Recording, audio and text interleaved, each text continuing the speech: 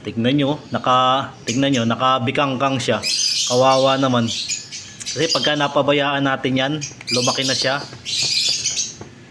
Kawawa. Hindi na natin ma-breed pagka ganyan. Bagay, simple lang naman ang gagawin natin dyan. Para maayos uli yung paa niya. Kailangan lang natin singsing tsaka tali lang, hindi na goma. Kasi pagka goma, naiipit, namabaga yung paa. Gagawa na lang natin ng ano para komportable siya. Ano, kawawa oh, sakang.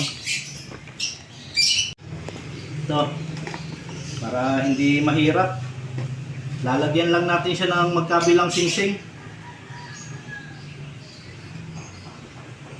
Yung medyo ano, para hindi mahirap.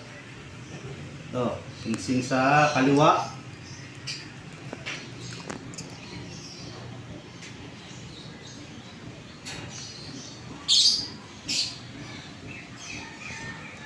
Singsing sa kanan.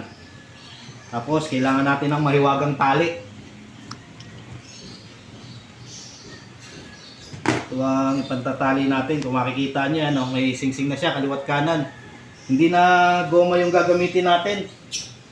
Kasi mahirap pagka goma. Right, ito na lang. Papasok na lang natin dito sa singsing.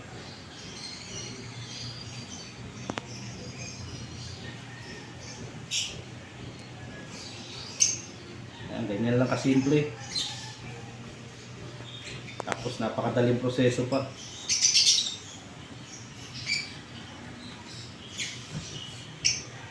Tapos yan, bubul lang natin yan. Likot mo. Yan. Kung nakikita nyo yan, oh, nagdikit na siya.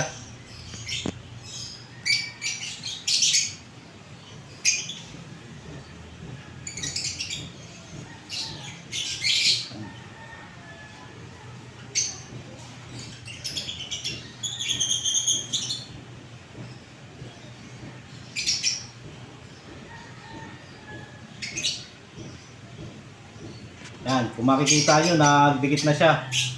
Yan, ganyan na siya. Kung kanina nakabikangkang, kaso nakakaawa lang talaga.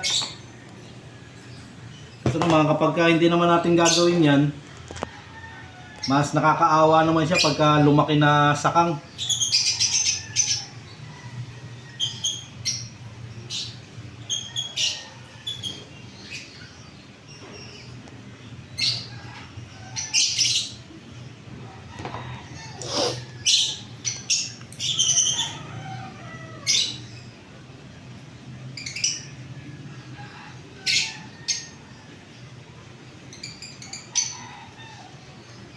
Yan, tingnan nyo.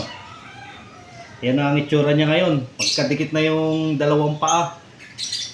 Mga hanggang paglaki niya, tsaka na lang natin tatanggalin yan. Panoorin nyo sa susunod na vlog kung ano na mangyayari sa kanya. Kung madediretso ba yung paa niya o mananatili siyang sakang. Hanggang sa susunod na vlog.